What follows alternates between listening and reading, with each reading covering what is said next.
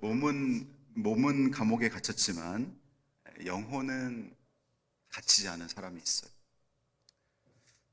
또 몸은 자유롭지만 영혼은 사단의 세력에 갇혀 있는 사람이 있어요. 여러분 어떤 사람? 바울은 복음을 전하다 잡혀서 에베소 감옥에 갇혀 있습니다. 이 에베소서를 쓸 때 이걸 옥중서신이라고 하잖아요. 에베소 교인들이 신앙 안에서 하나가 되기를 바라면서 에베소서를 썼습니다. 감옥에서 쓴 편지입니다. 바울은 감옥에 갇혀서 자유를 잃었지만 몸은 자유롭지 않지만 그 영혼은 자유로운 사람이었어요. 그래서 감옥에서도 사랑을 전했고 복음을 위해 기도했던 사람. 교회가 어떻게 복음 안에서 하나가 되어야 될지 아주 구체적으로 이 에베소서를 통해서 당시 에베소 교회 성도들에게 그리고 오늘날 기독교인들에게 전하고 있습니다.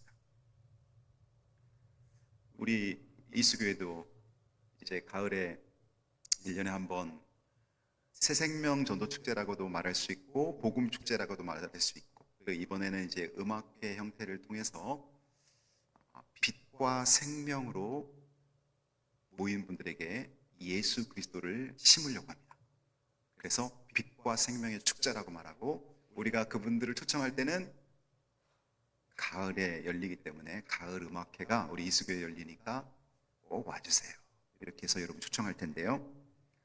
우리 성도들이 영혼을 구원하기 위해서 믿지 않는 가족이나 지인들을 주님께 초청하는 일에 지금 마음이 하나가 되어 있습니다.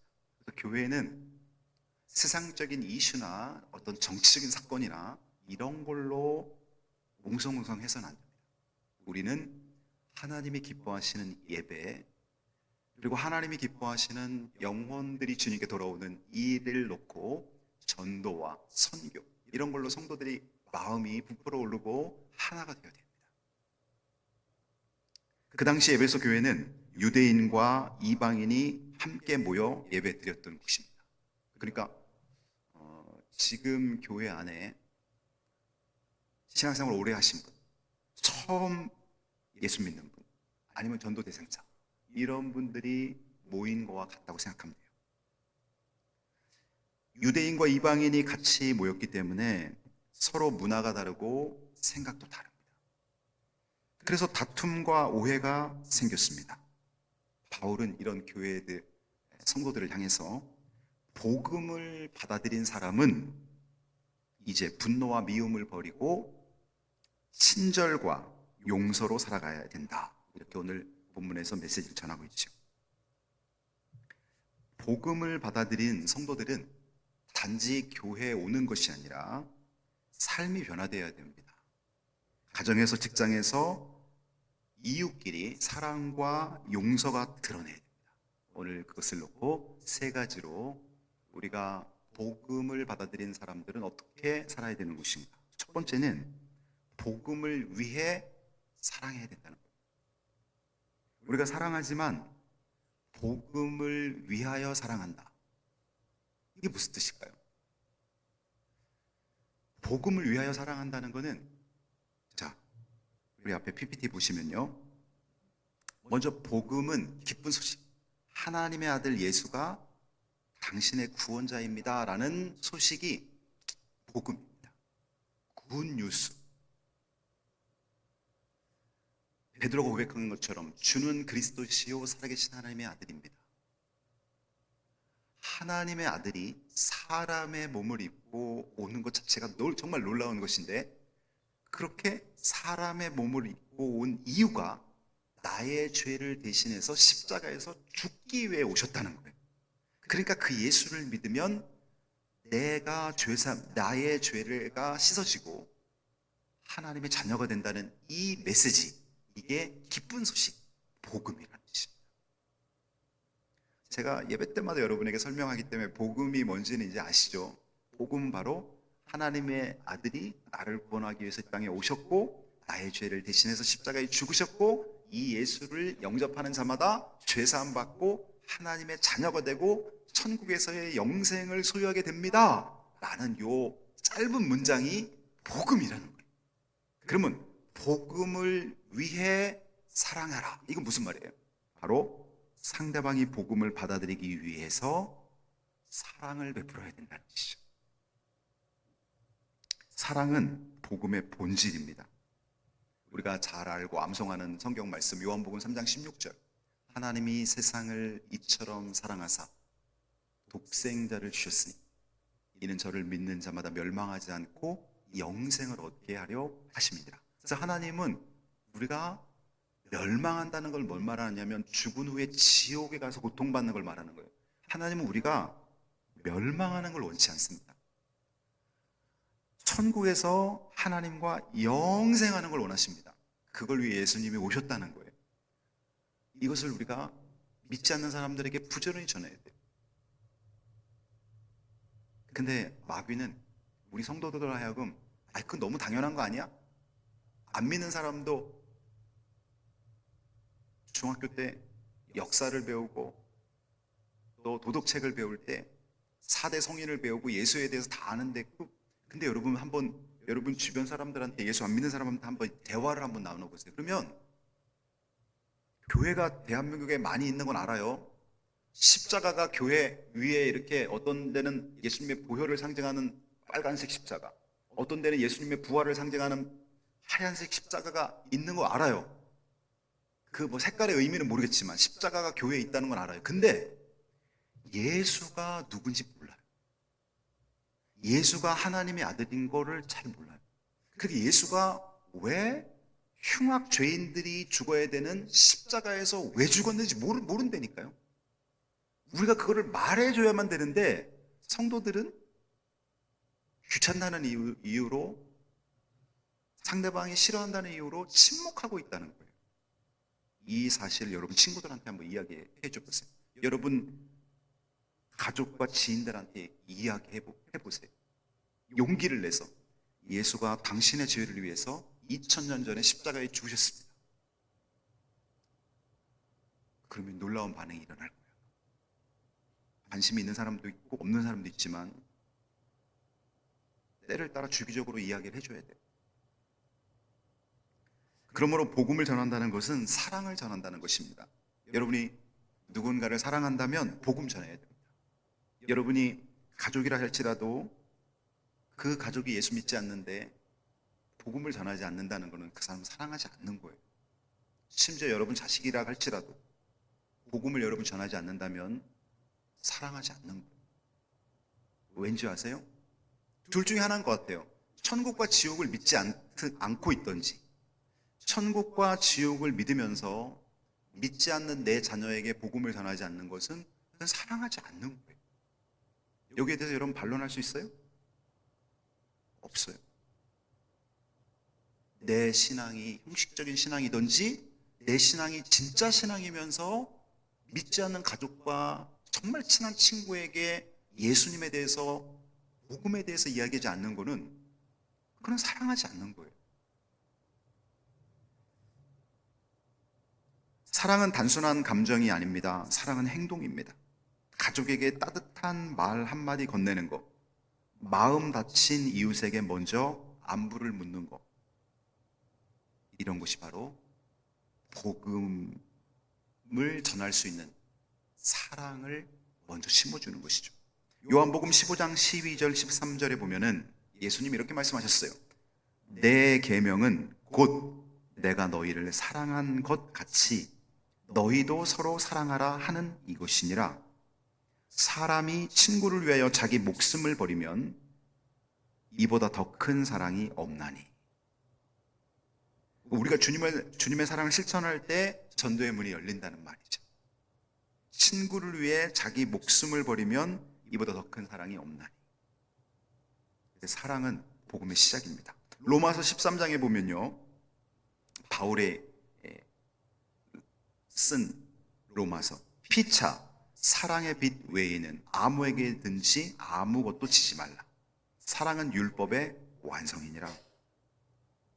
모든 계명을 완성하는 힘은 사랑에서 온다는 것입니다. 사랑은 복음의 시작이며 복음의 완성입니다. 사랑으로 대할 때 사람들은 교리를 넘어서 하나님의 마음을 경험합니다. 우리가 성경책으로 복음을 전하는 것이 아니라 사랑으로 복음을 전하는 거예요. 믿지 않는 사람들, 또 넌 크리스찬들, 불신자들은요, 일단 여기에 대해 관심이 없어요. 아니, 성도들도 성경에 대해 관심 없는 사람 많은데요. 일단 성경에 대해 관심이 없고 성경을 읽어도 몰라요, 잘. 여러분 처음 성경 읽을 때 여러분 성경이 쏙쏙 들어오던가요? 어려워요. 그럼 우리가 어떻게 복음을 전하냐면은 내가 저 사람을 사랑할 수 없는 상황에서 사랑하는 거예요. 그럼 그 사람은 그걸 보면서 하나님의 사랑을 느끼는 거예요. 내가 사랑할 수 없는 상황에서 사랑하고 있는가? 내 가족과 내 지인들에게.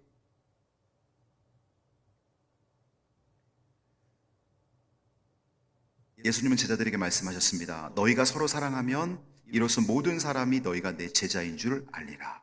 사랑은 전도의 문을 열어줍니다. 논리로 설득하지 못하는 마음도 사랑 앞에서는 마음이 열립니다. 이번 추석 연휴에 여러분 가족 친지들 만날 때 우리의 말과 태도 속에 그리스도의 사랑이 드러나게 하십시오. 냉랭했던 관계에 따뜻한 미소를 보내고 오랜 거리감 속에서도 손을 내밀어 줄 때, 그때 복음의 문이 열리는 거죠. 그래서 여러분 이런 습관을 한번 가져보세요.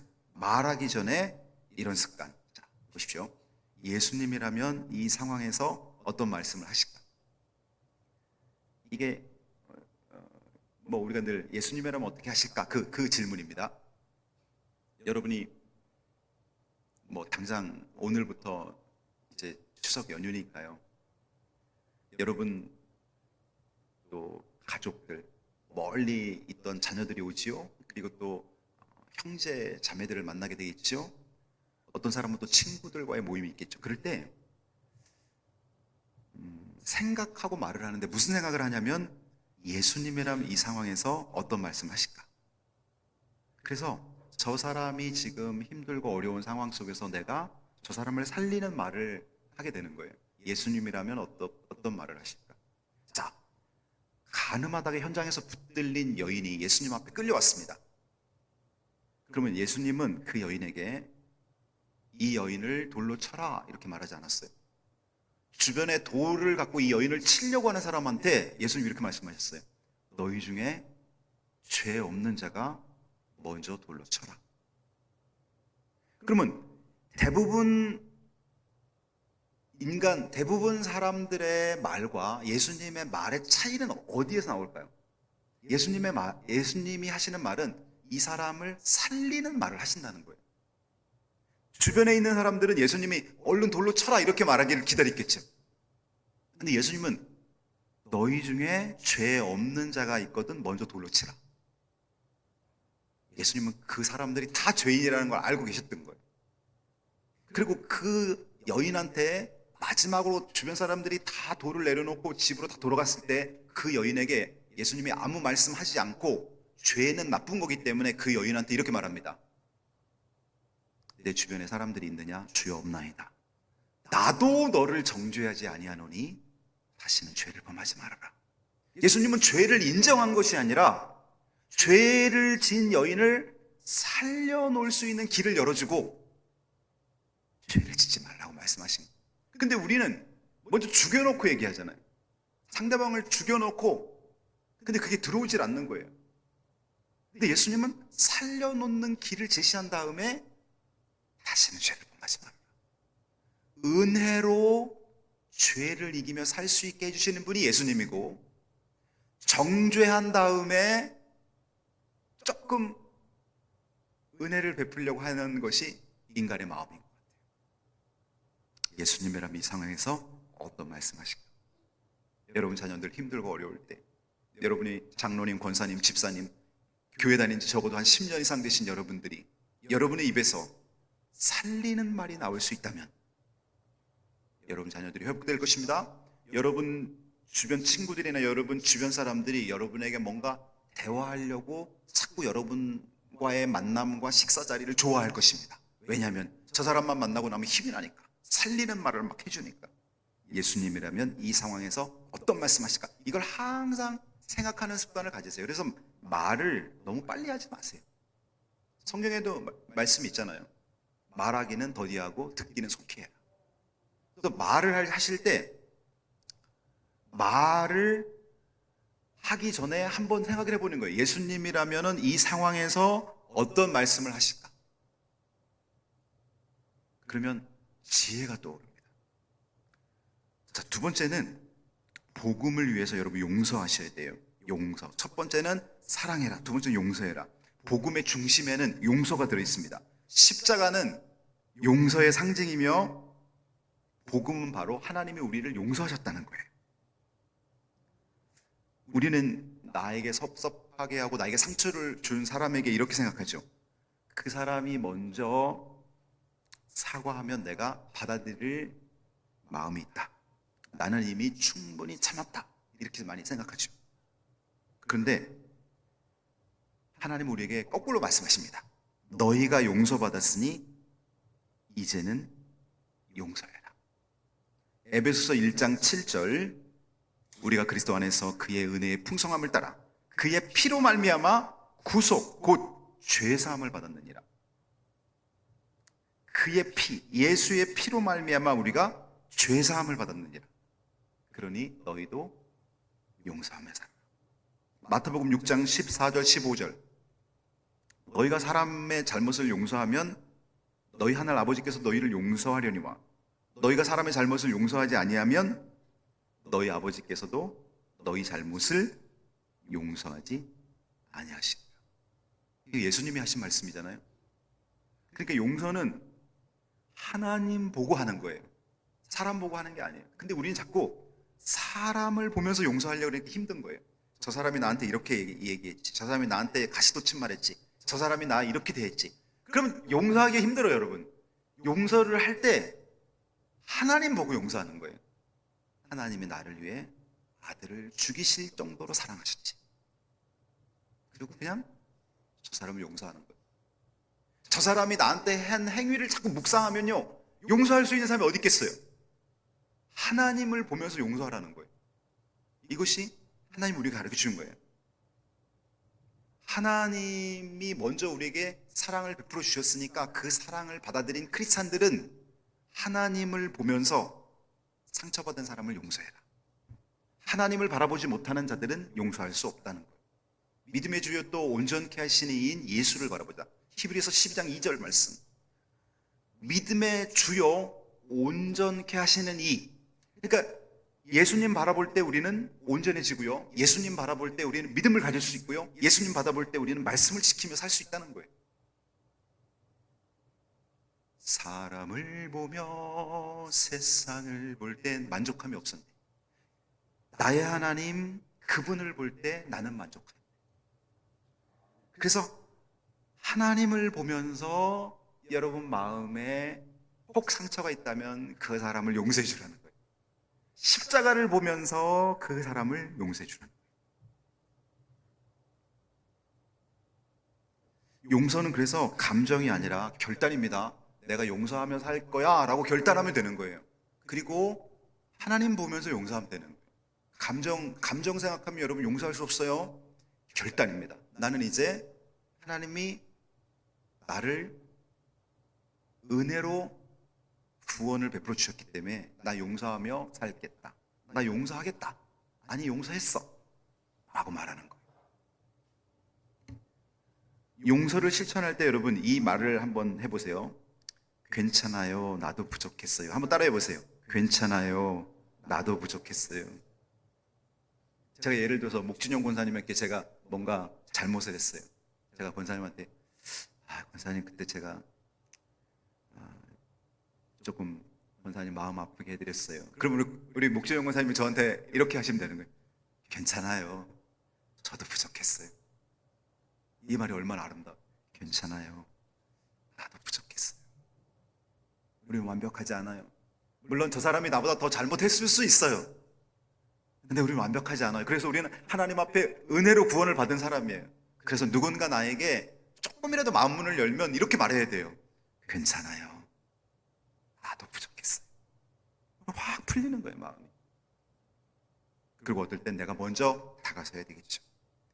용서는 전도의 가장 강력한 도구입니다. 여러분, 사울이 이제 바울이 되잖아요. 사도행전에 보면은 스데반이 돌에 맞아 죽잖아요. 복음 전하다가 스데반이 돌에 맞아 죽을 때 그 옆에 누가 있었는 줄 아세요? 사울이 그 옆에 있었습니다. 사도행전 7장 59절 60절. 그들이 돌로 스데반을 치니 스데반이 부르짖어 이르되 주 예수여 내 영혼을 받으시옵소서 하고 무릎을 꿇고 크게 불러 이르되 주여 이 죄를 그들에게 돌리지 마옵소서 하고 이 말을 하고 자니라. 잔단 말은 육신의 죽음을 말하는 거예요. 죽었다는 거예요. 요때 사울이 이 장면에 있었어요. 그래서 사울이 스데반이 돌로 맞아 죽을 때 사울도 스데반을 죽인 자로서 여기 서 있습니다. 이 사건이 그냥 스데반의 죽음으로 끝난 것이 아니라 사울이 예수님을 만나고 이름을 바울로, 작은 자라는 뜻의 이름을 바울로 바꾸고 나서 이 스데반이 한 기도를 계속 생각하게 됩니다. 성경에는 거기에 대한 구체적인 것이 나오지 않지만 사도행전 8장 1절에 보면 사울이 이 스데반의 죽음을 마땅히 여기니라 이런 말이 나와요. 그리고 나서 스데반이 돌에 맞아 죽으면서까지 이 죄를 그들에게 돌리지 마옵소서. 이것이 바로 사울이 회심하게 되는 씨앗이 되었다. 신학자들은 이렇게 보는 거예요. 스데반의 죽음 곁에 있던 사울은 이 스데반 죽음 사건을 마음 깊이 새기게 되었고 훗날 복음 사도가 되었습니다. 이웃을 용서하고 자기를 향해 돌을 들어 쳤던 사람들을 향해 하나님 저들을 벌하여 주옵소서라고 기도하지 않고 하나님 저들을 용서해 달라고 기도했던 그 스데반의 기도가 사울을 바울 되게 하고 목숨 바쳐 복음을 전하게 만들었던 원동력이 되었다는 것입니다. 여러분, 사람을 변화시키고 사람을 놀랍게 바꾸는 것은 내가 바른 말하고 저 사람을 저울 위에 올려놓고 저울질하면서 예리한 칼로 찌르는 것이 그 사람을 바꾸는 게 아닙니다. 내가 하나님의 사랑으로 끝까지 저 사람을 기다려주고 용서해주고, 그러면요 여러분 자녀가 철이 들었을 때 그 부모의 사랑을 생각하면서 또 다른 삶을 사는 거예요. 그리고 그도 그 자녀들을 키워내는 거예요. 사랑으로. 사랑의 힘이죠. 마지막으로 복음을 위해 우리는 희생해야 됩니다. 사랑과 용서는 희생으로 완성되는 것입니다. 예수님은 우리를 사랑했는데 그 완성이 십자가에서 자기 목숨을 내어주는 희생이었습니다. 복음을 위한 희생은 거창하지 않은 거예요. 요한일서 3장 16절 봅니다. 그가 우리를 위하여 목숨을 버리셨으니 우리가 이로써 사랑을 알고 우리도 형제들을 위하여 목숨을 버리는 것이 마땅하니라. 말과 혀로만 사랑하지 말고 행함과 진실함으로 하자. 여기서 말과 혀로만 사랑하지 말고, 이것이 바로 행함과 진실함으로 하자. 이것이 희생입니다. 희생적 사랑이 곧 복음의 언어입니다. 여러분이 누군가를 희생하며 사랑하잖아요. 그러면 저 사람은 복음을 저절로 듣게 되는 거예요. 아, 우리 어머니가, 우리 아버지가, 내 친구가 하나님을 믿더니 그의 말과 그의 행동에서 저런 사랑이 나오네. 나도 제가 믿는 하나님 나도 한번 믿어볼까? 이것이 바로 복음 전도란, 사랑을 통해 복음 전도란. 선교사님들은 목숨 걸고 복음을 들고 낯선 땅으로 떠나서 그곳에서 복음을 전합니다. 너는 복음을 위해서 무엇을 희생했느냐? 하나님 우리에게 믿고 있습니다. 너는 너의 가정을 복음화시키기 위해서 무엇을 희생했느냐? 너는 너의 친구들을 구원시키기 위해서 무엇을 희생했느냐? 희생 없는 열매는 없습니다. No cross, no crown 이런 말 있죠. 크로스는 십자가. 십자가 없는 왕관은 없다. No cross, no crown. 십자가 없는 영광은 없다. 십자가 없는 부활은, 죽음 없는 부활은 없다. 그러니까 우리가 누군가를 위해서 내가 철저하게 물질적으로 또 내가 시간적으로 내 자존심을 내려놓고 희생할 때 거기서 열매가 맺히는 거라는 거예요. 제가 주중에 노태근 선교사님 부부를 만났어요. 원래 오늘 노태근 선교사님 우리 교회에 오려고 했었는데 다른 교회에서 이제 설교 부탁이 들어와서 거기 가시느라고 주중에 저를 만났어요. 이런 얘기 저런 얘기 많이 나누는데 노태근 선교사님, 이경훈 사모님이 저한테 기도 부탁을 하는 거예요. 저한테 기도 부탁을 한다는 건 동시에 이수교회 공동체에 기도 부탁을 하는 거예요. 그러면서 이런 얘기를 하는 거예요. 자, 캄보디아 현지 여성 사역자 축제. 이분들이 지금 캄보디아 성결교회 여성 사역자, 우리 성결교단이 캄보디아에 들어가서 그곳에서 현지인들을 전도해서 신학 교육까지 해서 현지인들이 목회자가 된 거예요. 여기에는 현지 교회를 목회하는 목회자들도 있고요. 그 목회자, 남자 목회자 사모님들도 여기 있습니다. 그리고 이분들이 캄보디아에서 목회하면서 제일 힘든 게 뭐냐면 경제적인 어려움. 그래서 캄보디아는 국민들이 헌금을 많이 하는 것도 아니고 경제적인 어려움 때문에 사례도 받지 못하면서 자기들이 일하면서 캄보디아 교회를 이끌고 가면서 엄청난 스트레스 속에서, 그래서 이분들을 어떻게 회복시켜 줄까 해서 노태근 선교사님이 하나님이 주신 아이디어로 이번 10월 24, 25 금토 1박 2일로 이분들을 좋은 호텔로 초청해서 거기에서 식사를 제공하고, 그 다음에 그 해맑음 교회 이분들이 낮에 모여서 이분들을 치유 프로그램, 회복 프로그램을 진행하는 거예요. 이분들은 물어보니까 단 한 번도 어디 가고 뭐 1박 2일로 이렇게 잠을 자고 이런 거 한 번도 평생 해본 적이 없는 분들이라는 거예요. 그래서 캄보디아 현지 여성 사역자 축제를 10월 24, 25, 1박 2일로 하는데 약 30여 명의 현지 사역자들이 모인다는 1박 2일 프로그램에. 그러면서 여기에 들어가는 예산이 약 2,200불, 우리나라 돈으로 제가 환율 계산해 약 300만 원 정도. 너무 귀한 사역을 하는 걸 보면서 이거를 저한테 얘기하면서 이경은 사모님이 눈가가 촉촉하게 젖는 걸 제가 봤어요. 눈가가 촉촉하게 젖는 걸. 제가 여러분에게 이제 카톡으로 이렇게 공유해 드릴 테니까 또 마음이 동하시는 분은 많은 액수가 아니어도 좋아요. 5만 원, 10만 원. 여러분이 마음이 동하는 분. 그래서 제가 이걸 개인적으로 여러분들이 그곳에 보내는 것이 아니라 이것이 모아지면 100만 원이 됐든 50만 원이 됐든 또 그 이상이 됐든 보내드리려고 해요. 복음을 위해서 저 캄보디아에서 헌신하는 그 여성 사역자들을 회복시키고 재충전시키기 위해서 애쓰고 수고하는 우리 노태근 선교사님, 이경훈 사모님, 그분들과 마음을 같이 하고 싶은 생각이 들었습니다. 오늘 저는 말씀을 맺습니다. 여러분, 복음을 위하여 우리가 사랑해야 됩니다. 복음을 위하여 우리가 용서해야 됩니다. 복음을 위하여 희생해야 됩니다. 시간을 희생하고요, 물질을 희생하고요, 나의 자존심을 희생하고요. 희생이 없는 곳에 어찌 열매가 맺힐 수 있겠습니까? 희생이 없는 곳에 어찌 새 생명이 구원받을 수 있겠습니까?